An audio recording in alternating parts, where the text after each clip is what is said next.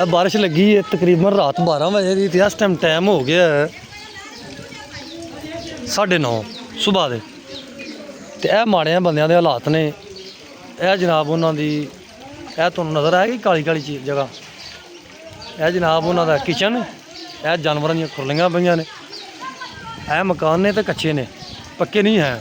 यह चेक यह पानी यह अंदर कमरे के विच अंदर वड़िया पानी। ठीक हो गया। यह बंद किया उन्होंने, पानी इधर ही वड़ गया है। ठीक है। तो ओ लो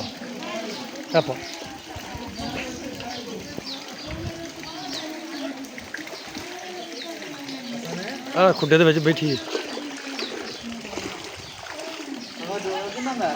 मैं ना इन्हों कोई इन्हों छड़ दियो इन्हों की चुंड। क्यों ये थले सारा भरिया हुआ पानी का। इन्हों लै जाओ तो किसी पास इन्हों ओ मंगनी वे कितने पई। हेलो इस बचाई का की गुनाह भी बाहर कढ़ लो।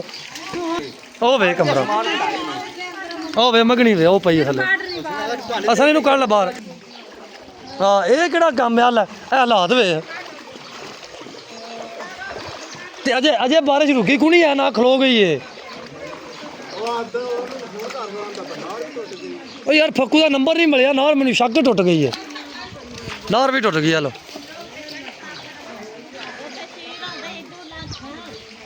जी तुहानूं सिर्फ खानगा डोगरा का लाइव मंजर विखा रहे हैं। यह खानगा डोगरा के जनाब इर्द गिर्द है जनाब धड़ा ने तूड़ी लगी गई है। यह तूड़ी भाई बट्टो बट्ट हुई है तूड़ी। यह चेक करो नार सड़क क्रॉस कर गई है। पानी लो जा पैर धो ले होंगे।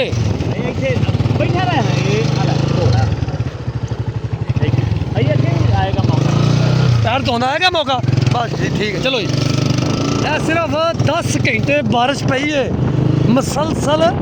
10 घंटे बहुत पै गई होनी बारिश। हर तरफ पानी पानी पानी पानी। यह मुंजी का कद कुछ भी तो 5 फुट है। इस मुंजी का कद घट तो घट भी 5 फुट है। तो जी 5 तो 6 इंच नज़र आ रही है। तो यार मच्छियां का मैंने तो अफसोस लग रहा तेरिया का।